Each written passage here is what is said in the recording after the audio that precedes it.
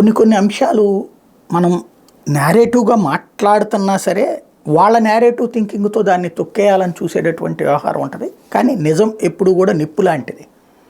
ఇప్పుడు సిఐడి ఒక charge sheet వేసింది చంద్రబాబు గారి కేసు ఏదైతే స్కిల్ డెవలప్మెంట్ కుంభకోణం కేసులో. అందులో ఏమని రాసింది, సిమెన్స్ అనేటువంటి సంస్థ, నేను మొట్టమొదటి నుంచి చెప్తున్న పాయింట్ అదే, సిమెన్స్ అనేటువంటి సంస్థతో రాష్ట్ర ప్రభుత్వం ఒప్పందం కుదుర్చుకుంది, అన్నీ కూడా సిమెన్స్ స్కిల్ డెవలప్మెంట్ సెంటర్లు అని చెప్పారు. కానీ సిమెన్స్ మాకు అసలు సెంటర్లతో సంబంధమే లేదు, మేము ఆంధ్రప్రదేశ్లో ఎట్లాంటి సెంటర్ పెట్టలేదని రాసిచ్చింది స్వయంగా. ఆ సంస్థకి సంబంధించిన అధికారి ఈ ఆంధ్రప్రదేశ్కి వచ్చి జర్మనీ నుంచి మ్యాజిస్ట్రేట్ సమక్షంలో వాంగ్మూలం ఇచ్చాడు, 164 స్టేట్మెంట్ ఇచ్చాడు అతను. తద్వారా అక్కడ సిమెన్స్ సంస్థ ఏమీ లేదని చెప్పేసింది. ఇక్కడ జరిగింది ఏంటి, సిమెన్స్ అనేటువంటి సంస్థతో ఒప్పందం చేసుకున్నట్టుగా కాగితాల మీద చూపెట్టి డిజైన్ టెక్ అనేటువంటి సంస్థ పేరిట జీవో ఇచ్చారు. అది అసలు లాజిక్.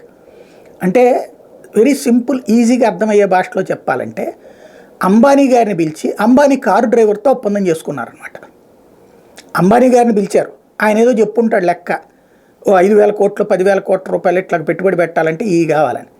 ఇవన్నీ మనం చేయలేములే అని అంబానీని అవతలకు పంపించేసి నువ్వు అంబానీ కార్ డ్రైవర్వే కదా అని అంబానీతో ఒప్పందం చేసుకున్నావు అని చెప్పి అంబానీ కార్ డ్రైవర్తో కుదుర్చుకున్నట్టు సిమెన్స్ సంస్థతో ఒప్పందం కుదుర్చుకున్నట్టుగా డిజైన్ టెక్ సంస్థతో ఒప్పందం చేసి జీవోలోనేమో సిమెన్స్, ఒప్పందమేమో డిజైన్ టెక్తో.